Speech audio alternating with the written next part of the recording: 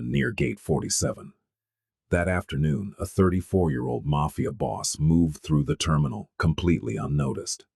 He expected crowds, noise, strangers passing without meaning. Instead, he noticed a 20-year-old woman walking beside a man who kept a firm grip on her pace. Her neck was locked in a cervical orthopedic collar.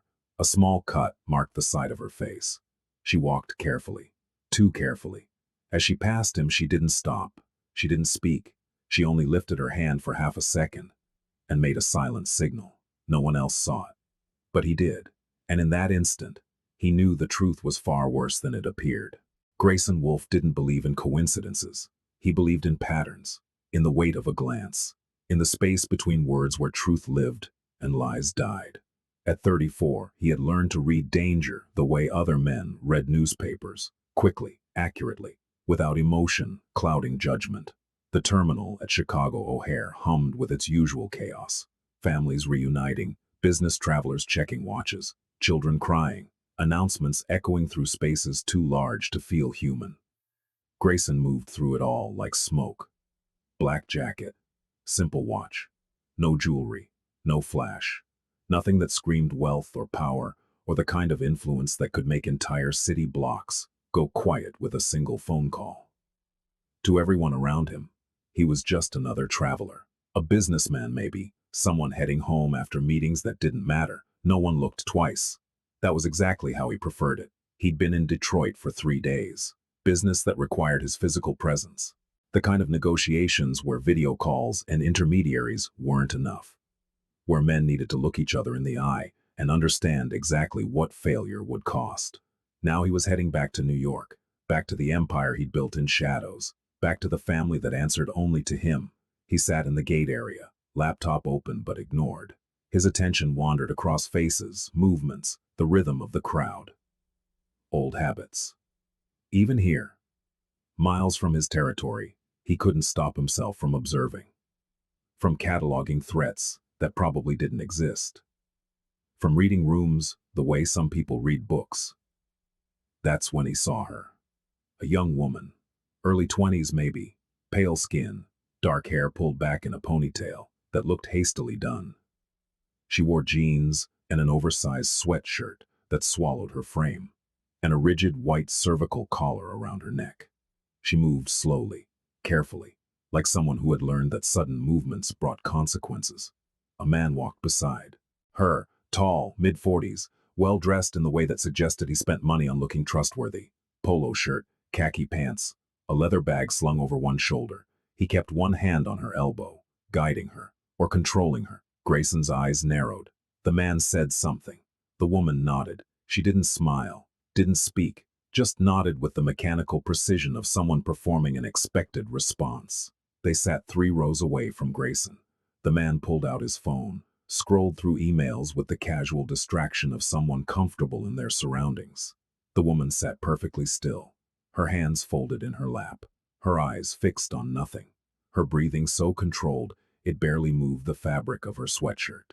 Grayson watched the side of her face. A small cut ran along her left cheekbone. Recent. The kind of injury that came from impact, not accident.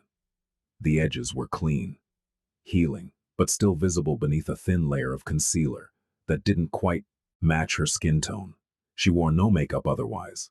Her nails were short, unpainted, one thumbnail picked at the cuticle of her opposite hand. A nervous habit, unconscious, repetitive. The man glanced at her. She immediately stopped. Grayson felt something cold settle in his chest.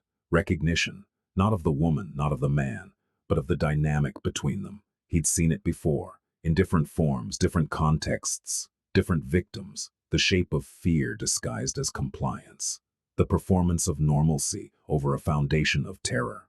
Most people in that terminal saw a father and daughter, maybe an uncle and niece, a caretaker helping someone recently injured. That's what it was supposed to look like. That's what made it perfect, because monsters didn't wear signs.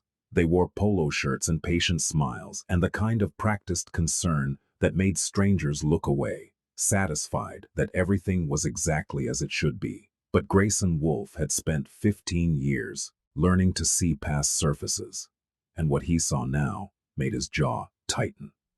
The boarding announcement crackled through the speakers. Flight 2847 to LaGuardia, now boarding Group 1. The man stood, gestured to the woman.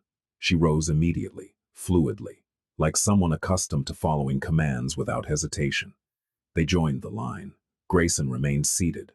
He told himself it wasn't his concern.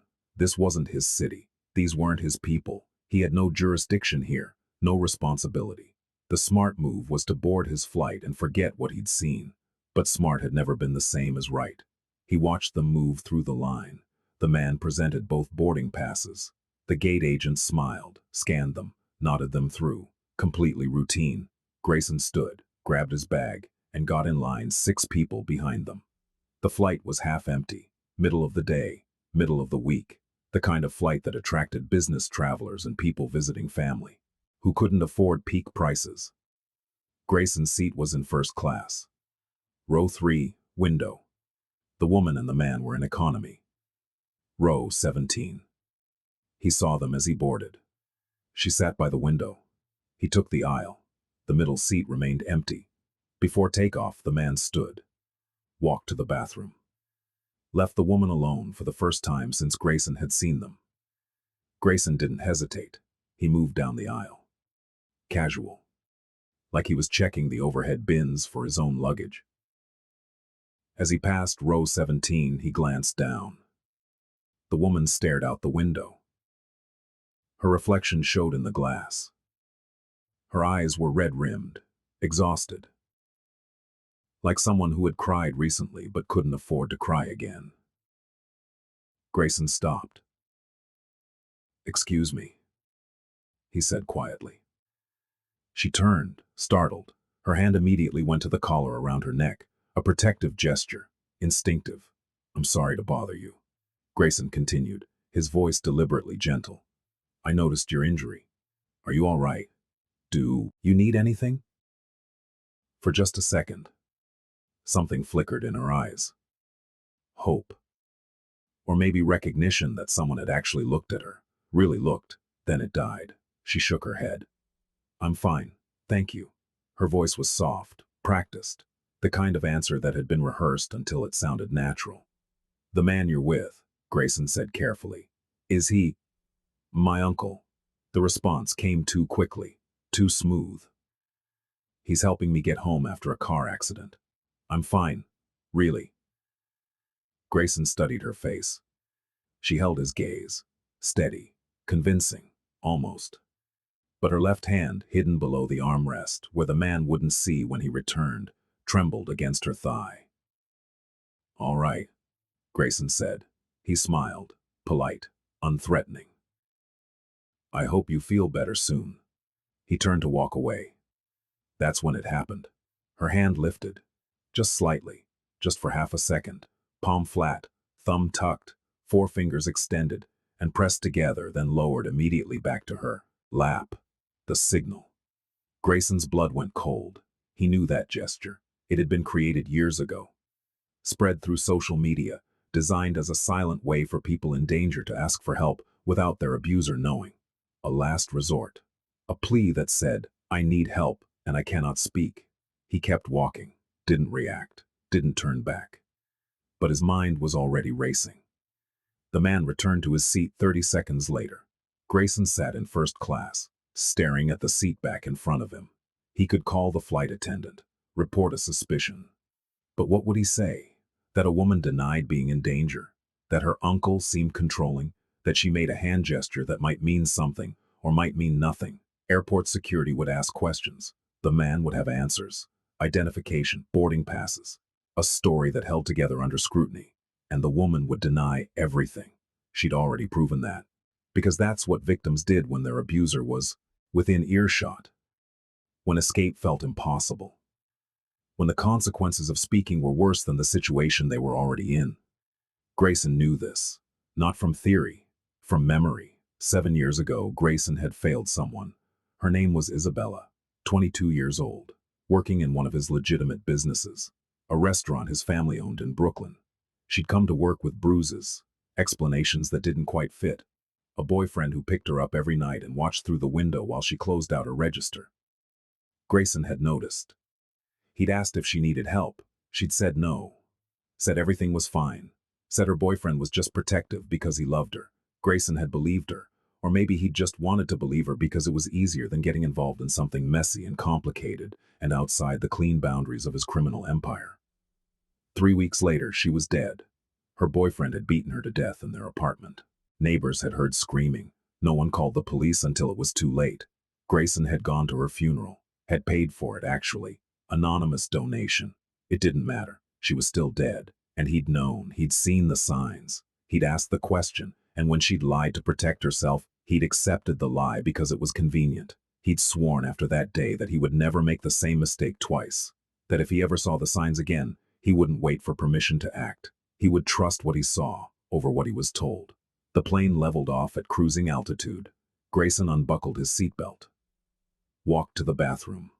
On the way back, he paused at row 17. The man was asleep. Or pretending to be. His head tilted back against the headrest. His breathing deep and even. The woman stared out the window again. Grayson crouched slightly, brought himself to her eye level. "I saw it," he whispered. She turned. Confusion crossed her face. "The signal," Grayson said quietly. "I saw it, and I need you to understand something. When we land, I'm not walking away. I don't care what he's told you. I don't care what you think you have to say to protect yourself. I'm going to help you, but I need to know what I'm dealing with." Her eyes widened. Fear. Panic. "He's not your uncle, is he?" Grayson asked. She glanced at the man, still sleeping, still unaware. When she looked back at Grayson, tears balanced on her lower lashes. She shook her head. Once. Barely perceptible, but enough. "What's your name?" Grayson whispered. "Adeline." She breathed. The word barely made sound. "How long have you been with him?" 3 months. "Is he taking you somewhere you don't want to go?" She nodded. "Does he have your identification, your phone?" Another nod. "Has he hurt you?" Her hand went to the collar, to the cut on her face. She didn't answer with words. She didn't need to. "Okay," Grayson said. His voice was steady, calm. The same tone he used when negotiating with men who held guns and bad intentions. "When we land, stay close to him. Don't do anything different. Don't let him suspect anything changed. Can you do that?" "He'll know," Adeline whispered. "He always knows when something's wrong." "Then make sure nothing seems wrong," Grayson said. "You've been doing that for 3 months. You can do it for 2 more hours." A tear slid down her cheek. She wiped it quickly, checked the man again, still sleeping. "Why are you helping me?" she asked. Grayson met her eyes. "Because someone should have helped you a long time ago," he said. "And because I let someone down once, I won't do it again." He stood, walked back to his seat, and began making phone calls. LaGuardia Airport at 4 in the afternoon was controlled chaos. Grayson deplaned first. Stood near the gate. Watched passengers file out. The man emerged with Adeline close beside him. His hand on her lower back. Steering her through the crowd. Grayson followed at a distance. He'd made 3 calls during the flight, all brief, all coded, all to people who understood that when Grayson Wolf asked for something, it wasn't a request. Now those pieces were moving into position. The man and Adeline walked toward baggage claim. Grayson hung back, observed. The man was confident, relaxed. He checked his phone, typed a message, laughed at something on his screen. Adeline walked beside him like a shadow. Present, but not really there. They collected 1 bag. Just one. A large black suitcase that the man handled himself. Then they headed toward ground transportation. Grayson followed. Outside, the afternoon sun cut sharp angles across the pavement. Cars honked. Taxis jockeyed for position. People shouted into phones and dragged luggage and searched for rideshare vehicles. The man led Adeline toward the taxi line. That's when Grayson's phone buzzed. A text from Wyatt, one of his most trusted men. In position. Black SUV. Second in taxi queue. Grayson typed back. "Wait for my signal." He watched the man and Adeline get into a yellow cab, regular city taxi, nothing unusual. The driver pulled away from the curb. Wyatt's SUV followed. And Grayson got into the vehicle that had been waiting for him since before the plane landed. A dark sedan, tinted windows, driver who asked no questions. Follow the SUV, Grayson said. The driver nodded, and they disappeared into New York traffic.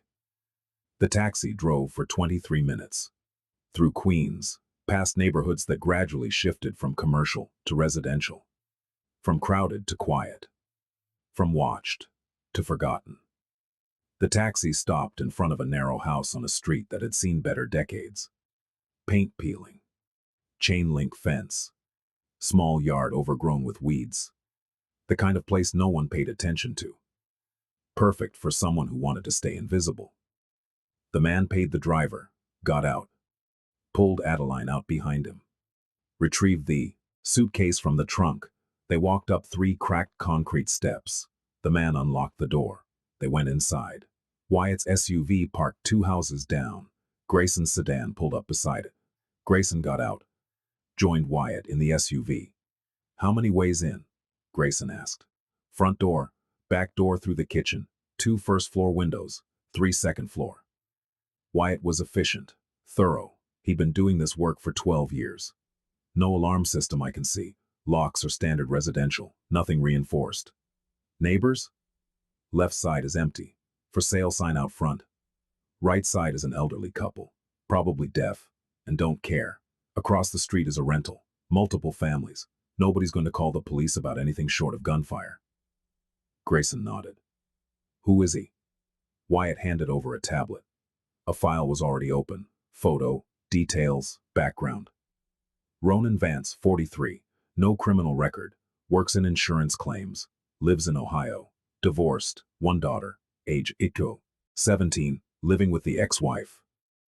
Grayson scrolled through the file. Joined several online groups in the past year. Wyatt continued. Forums about traditional relationships. Communities where men share strategies for finding compliant partners. Specifically targets young women from difficult backgrounds. Offers help, housing, support. Then isolates them. How did he get Adeline? Grayson asked. She was couch surfing in Cleveland, posted on social media about needing a place to stay after aging out of foster care.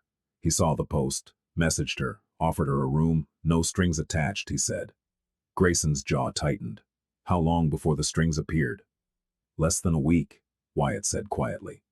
We tracked his phone, messaged his buddies online, bragged about having her trained within 10 days. The caller isn't from a car accident. He choked her 2 weeks ago when she tried to use a phone he didn't know she had. Silence filled the SUV. Cold. Heavy. The kind of silence that came before violence. Where's he taking her? Grayson asked. He just bought a property in upstate New York, middle of nowhere, no neighbors for miles. Told her he's moving them somewhere safe, where they can start a real life together. She'll never be seen again. Grayson looked at the house, thought about Adeline sitting inside right now, probably scared, probably wondering if the man on the plane had meant what he said, or if she was about to face consequences for making that signal. How many men do we have? Grayson asked. 4, plus us. Call them in. I want this house surrounded in the next 10 minutes. No one goes in until I say. No one comes out unless I approve it. Understood? Understood. Grayson sat in the SUV and made one more call. To a woman named Claire, who ran a nonprofit Grayson quietly funded. An organization that specialized in extracting domestic violence victims from situations where traditional law enforcement either couldn't or wouldn't help. I need a placement, Grayson said when Claire answered.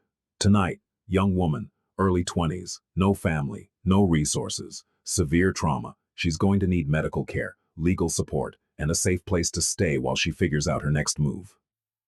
How severe are we talking?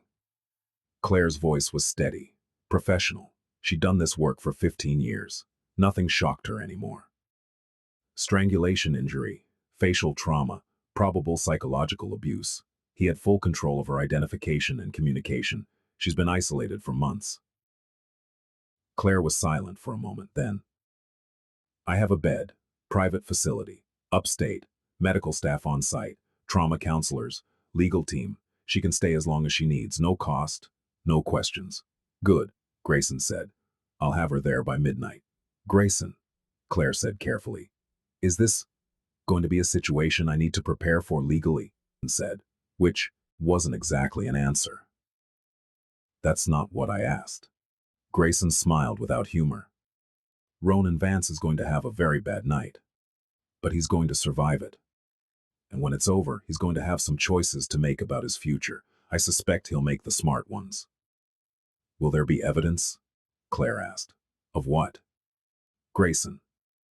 Claire. She sighed. Fine. I'll have the room ready. Send her with an escort, someone she can trust. Already arranged. Grayson paused. Thank you. Just bring her home, Claire said, and hung up. Inside the house, Adeline sat on a worn couch that smelled like mildew and years of neglect. Ronan moved through the rooms, checking locks, closing curtains, turning on lights. We'll stay here tonight, he said. His voice carried that false warmth, the performance of kindness. Rest up. Then tomorrow morning we drive north, our new place. You're going to love it, Adeline. It's quiet, private, just us, no distractions. Adeline nodded. She'd learned in 3 months that agreeing was safer than questioning, that compliance bought time, that Ronan's patience was a thin membrane stretched over rage that could rupture with the slightest pressure. He sat beside her, ran his hand along her arm. She didn't flinch, didn't pull away. Another lesson learned. You did good today, Ronan said. On the plane, very calm, very natural. I'm proud of you. Thank you, Adeline whispered. See, this is how it should be. When you listen to me, everything works. When you fight me. His hand moved to her collar, applied the smallest amount of pressure, a reminder. Things get difficult. Adeline closed her eyes, tried to remember what the man on the plane had looked like, his voice, his promise. When we land, I'm not walking away. But they'd landed hours ago, and she was still here, still trapped, still pretending that this was a life worth living. I'm going to make us dinner, Ronan said. He stood, kissed the top of her head. You stay here. Rest.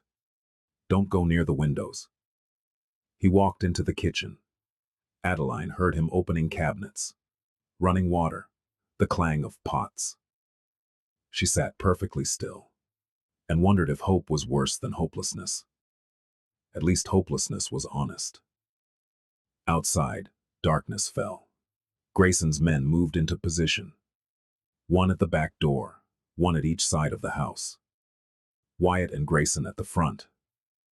They didn't wear masks, didn't hide their faces. This wasn't a robbery. This was something else entirely. At 7:45, Grayson's phone buzzed. A text from the man watching the back. He's in the kitchen. She's in the living room, alone. Grayson looked at Wyatt. Time to knock. They walked up the steps. Grayson rang the doorbell, waited. Heard footsteps inside. Ronan's voice. Who is it? Delivery. Grayson called out. The footsteps paused. I didn't order anything, Ronan said through the door. Package for this address. Needs a signature. Silence. Then the sound of locks turning. The door opened. Ronan stood there, confused, suspicious, his hand still on the doorknob. He looked at Grayson. Recognition flickered in his eyes. From the plane, the man who'd stopped to talk to Adeline. His expression changed. Alarm. He tried to close the door. Grayson's hand shot out, caught the edge, held it open. We need to talk, Grayson said quietly. Get out of here, Ronan hissed. This is private property. I'll call the police. Go ahead, Grayson said. I'd love to explain to them why you have a 20-year-old woman with strangulation injuries locked in your house while you're planning to drive her to an isolated property tomorrow morning. Ronan's face went pale. How did you? It doesn't matter how I know, Grayson said. What matters is what happens next, and you get to make a choice. Ronan tried to push the door closed. Wyatt stepped forward. His shoulder hit the door. It swung open hard enough to knock Ronan back. 3 steps. Grayson walked inside. Wyatt followed. The door closed behind them. Adeline heard voices in the entryway. Ronan's, angry, scared, and another voice, calm, familiar. She stood from the couch, walked to the living room entrance, saw the man from the plane standing in the hallway.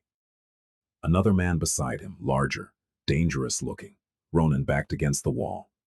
You can't just break into someone's home, Ronan said. His voice cracked. This is illegal. You'll what? Grayson asked. He didn't raise his voice. Didn't need to. Call the police, please. Do it. Let's see how that conversation goes. Ronan's eyes darted to Adeline. She stood frozen. Grayson looked at her. His expression softened immediately. Adeline, he said gently. Are you hurt? Right now, are you hurt? She shook her head. Good, Grayson said. I need you to do something for me. I need you to go upstairs. Find a room with a door that locks. Go inside, lock it, and don't come out until I personally tell you it's safe. Can you do that? Adeline looked at Ronan. His face had gone from pale to red. Fury building. The kind of rage she'd seen before. You don't tell her what to do, Ronan said. She's mine. She stays here. She's not yours. Grayson said, each word precise, cold. She's never been yours. She's a human being you manipulated and abused, and that ends tonight. Adeline, Ronan snapped, get over here, now. Adeline didn't move. For the first time in 3 months, she didn't obey an order from Ronan Vance. Grayson saw the shift in her posture, the tiny spark of defiance. Upstairs, he said again. Lock the door. Adeline walked to the stairs. Ronan lunged toward her. Wyatt stepped between them. His hand landed on Ronan's chest, pushed him back against the wall with enough force to knock the air from his lungs. Don't, Wyatt said quietly. Adeline ran upstairs. Grayson heard a door close, a lock turn. Good. He turned his full attention to Ronan. Here's what's going to happen, Grayson said. He walked further into the living room, looked around, saw the signs everywhere. No personal items belonging to Adeline. No photos, no belongings except what Ronan allowed. A prison disguised as a home. You're going to sit down, Grayson continued. You're going to listen, and you're going to make the smartest decision of your miserable life. I don't have to listen to anything, Ronan said, but his voice shook. You have no authority here. Grayson smiled. Authority is an interesting word. See, you're right, I'm not a police officer, not FBI, not any kind of law enforcement. I don't have a badge or a warrant or any legal standing whatsoever. He sat in the chair across from the couch. Gestured for Ronan to sit. Ronan didn't move. Wyatt took a step forward. Ronan sat. But here's the thing about authority, Grayson said. Sometimes it has nothing to do with laws or badges. Sometimes authority is just the understanding between two people about who has power and who doesn't. And right now, in this room, I have all of it. You have none. What do you want? Ronan whispered. I want you to understand your situation, Grayson said.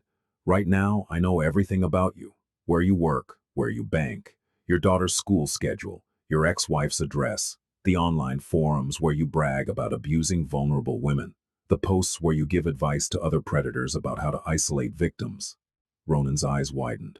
All of that information, Grayson continued, is currently sitting in a folder on my phone. One button push, and it goes to law enforcement. Another button, and it goes to every person in your life, your employer, your ex-wife, your daughter's school, the neighborhood watch, and whatever community you thought you were going to disappear to. You're bluffing, Ronan said. Grayson pulled out his phone, opened a file, turned the screen toward Ronan. Screenshots of forum posts. Messages to other men, photos Ronan had taken of Adeline without her knowledge. Evidence of intent, of planning, of systematic abuse. Ronan's face crumbled. I have witnesses who will testify that Adeline was coerced, Grayson said. Medical experts who will examine her injuries and provide detailed reports. Forensic analysts who will tear apart your electronics and find every deleted message, every cleared browser history, every attempt to hide what you are. He leaned forward. Or, Grayson said, we do this another way. What way? Ronan's voice was barely audible. You give me Adeline's identification, her social security card, any documents you took from her. You sign a statement saying she came here of her own free will and is leaving of her own free will. You provide the passwords to any accounts you made her create. You delete every photo, every video, every piece of information you have about her. Grayson's eyes went cold. And then you never speak. Her name again. You never search for her. You never try to contact her. You forget she exists. And in return, I don't destroy your entire life. I don't send this evidence to the police. I don't tell your daughter what kind of man her father really is. Silence. Ronan sat there, trembling, his whole world collapsing. How do I know you won't send that information anyway? He finally asked.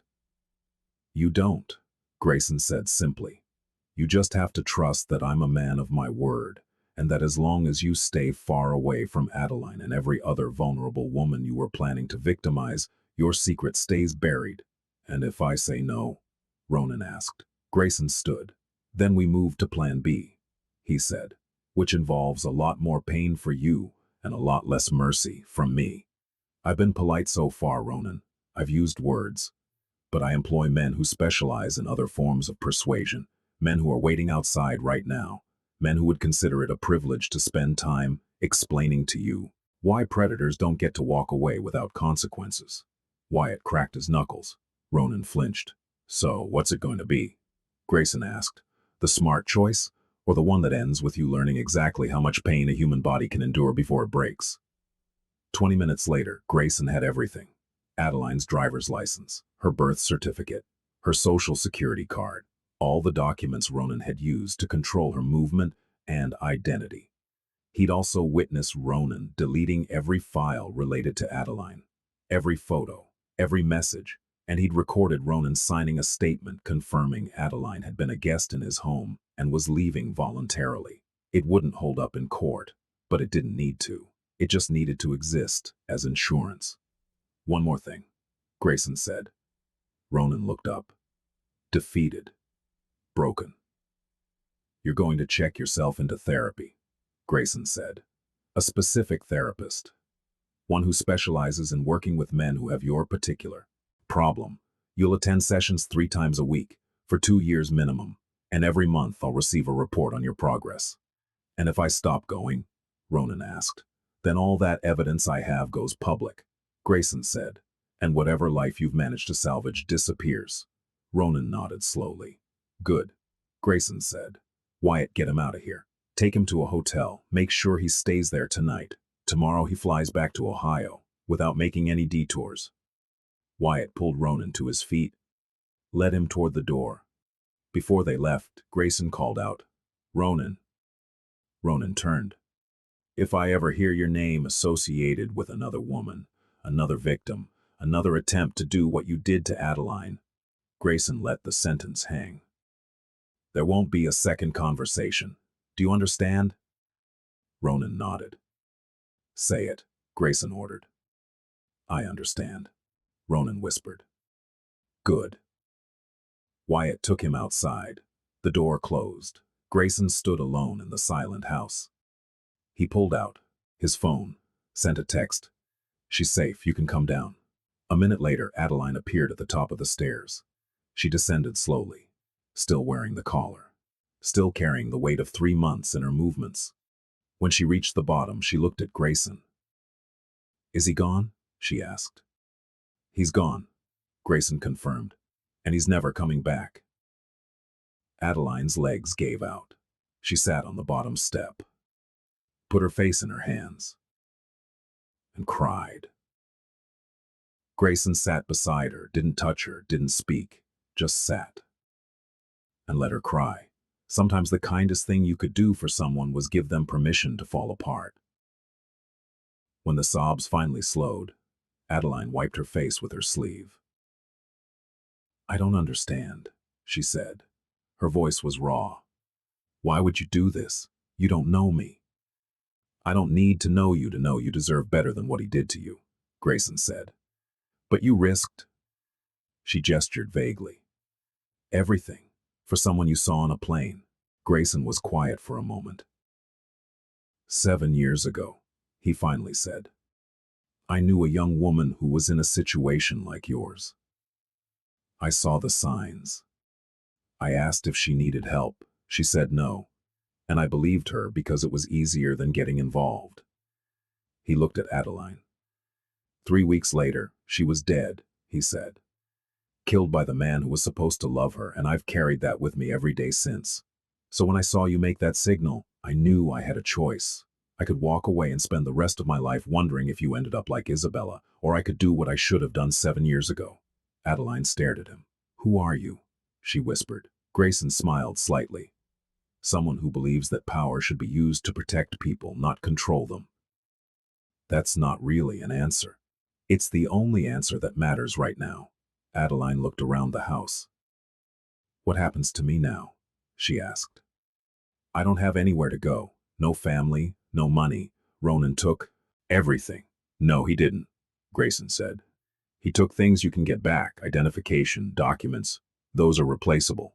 What he couldn't take is whatever made you strong enough to survive 3 months with him.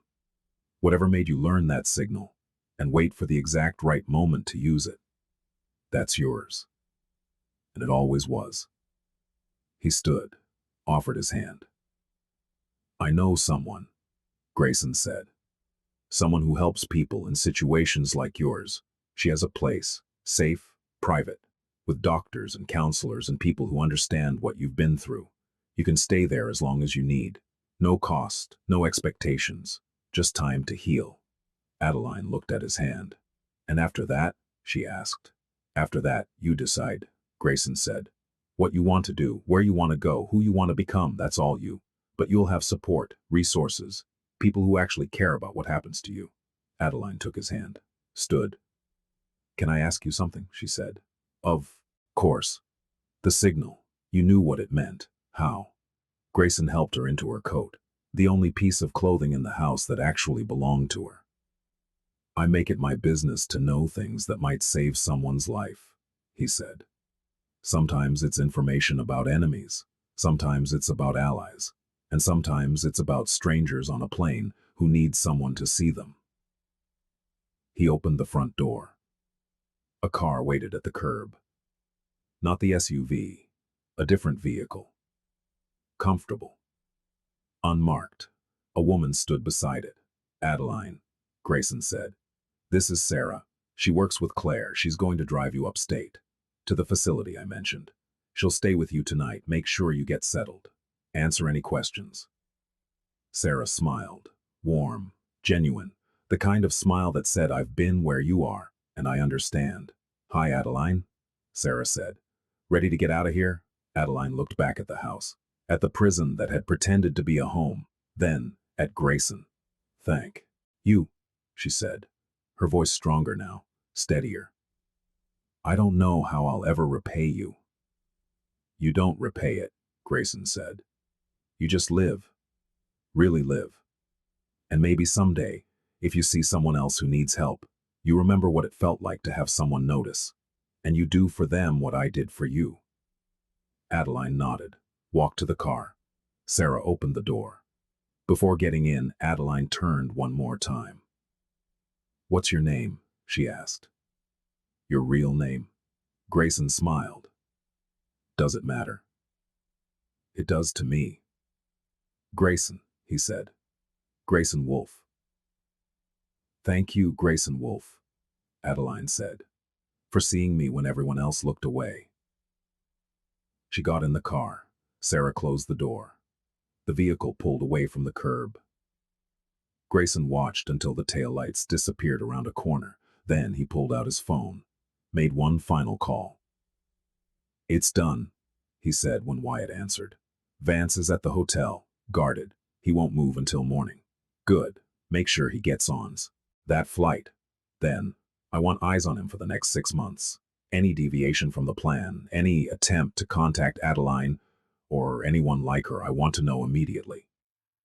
Understood. And the house? Grayson looked at the building behind him. Burn it, he said. Literally? No, Grayson said. But I want it gutted. Every piece of furniture, every fixture, every trace of what happened here. Donate whatever's salvageable. Destroy the rest. Then put the property on the market. Whatever profit comes from the sale goes to Claire's nonprofit, anonymously. You're a complicated man, boss, Wyatt said. I'm a practical man, Grayson corrected. Letting buildings stand as monuments to suffering is wasteful. Better to erase it. Give the space a chance to become something else. Fair enough. You heading home? Grayson looked at his watch. 9:30. He'd started this day in Detroit, ended it in Queens. In between, he'd saved someone's life.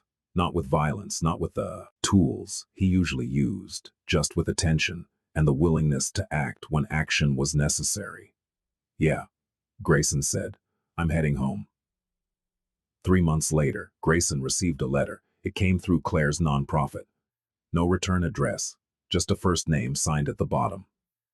Adeline. He opened it in his office. Late afternoon, sun slanting through the windows of a building he owned in Manhattan. Far from airports and strangers and moments that changed everything. The letter was short. Dear Grayson, I'm writing this from a small apartment in Vermont. It's mine. Actually mine. I signed the lease myself, paid the deposit with money I earned from a job I got through Claire's network. I'm working at a bookstore. It's quiet, simple, exactly what I need right now. I had the collar removed last month. Medically, I'm healing. Emotionally, I'm working on it. Therapy helps, some days more than others. But I wanted you to know something. I'm alive, not just surviving, actually living. I wake up in the morning and make my own choices. I walk to work without looking over my shoulder. I laugh with my coworkers. I'm learning to trust again, slowly, but I'm learning. None of that would be possible if you hadn't seen me, really seen me, on that plane, in that moment. You asked me a question once. You asked why I made the signal if I didn't think anyone would recognize it. The truth is, I didn't think anyone would. I made it because I needed to believe that somewhere in the world, someone still cared enough to look for signs of suffering, even if that someone was never coming. But you did come, and you saved my life. I know you probably don't think of it that way. You probably saw it as just doing what needed to be done. But to me, you are the reason I'm sitting in this apartment right now, writing this letter, planning a future that actually feels possible. So thank you for seeing, for acting, for proving that there are still people in this world who choose to help instead of look away. I don't know if I'll ever see you again. Maybe that's not how this works. But I wanted you to know that you didn't fail someone this time. You saved them, and I'm going to spend the rest of my life making sure that choice you made mattered. With gratitude, Adeline Grayson set the letter down, looked out the window at the city below. Millions of people, all living lives he'd never know about, all carrying burdens he'd never see. But somewhere in Vermont, one of them was alive, because he'd paid attention, because he trusted what he saw over what he was told, because he'd refused to let convenience override conscience. That wasn't redemption. Not really. Redemption would be bringing Isabella back, but it was something, a small piece of balance in a world that tilted too often toward cruelty. Grayson folded the letter carefully, put it in his desk drawer, locked it, and went back to work. 2 years after that day in the airport, Grayson was in Boston, business meeting, quick trip, in and out. He was walking through Faneuil Hall, crowds of tourists, street performers, the smell of food from a dozen restaurants. He heard someone call his name, turned. A young woman stood there, mid-20s now, hair longer, confidence in her posture, a smile on her face. Adeline. I thought that was you, she said. Grayson smiled. Adeline, you look well. I am well, she said. Really well. I'm in Boston for a conference. I work for a nonprofit now, teaching self-defense classes to survivors of domestic violence. That's incredible, Grayson said. It feels right, Adeline said, helping others the way I was helped. They stood there for a moment, the city moving around them, two people whose lives had intersected for the briefest moment and changed trajectories forever. I got your letter, Grayson said. I never responded. I wasn't sure. You didn't need to, Adeline interrupted. I didn't write it, expecting a response. I just needed you to know that I'm okay. I'm glad, Grayson said, and meant it. Adeline glanced at her watch. I have to get to my next session, Ia said, but I'm really glad I ran into you. So am I. She started to walk away, then stopped, turned back. Grayson, she said, the signal, I still teach it. In every class. Because you never know who might need it, who might be paying attention. Grayson nodded. The world needs more people who pay attention, he said. Adeline smiled. Be one of them, she said. and walked away into the crowd. Grayson watched her go, then continued through the hall. Later that evening, on his flight back to New York, he thought about how many people he'd passed that day. How many stories he'd never know. How many signals he might have missed. He couldn't save everyone. He couldn't even see everyone. But he could stay vigilant. He could keep noticing. And maybe, if he was lucky, he'd see the next person who needed someone to pay attention at exactly the right moment. Because in the end, that's all it took. Attention and the willingness to act on what you saw.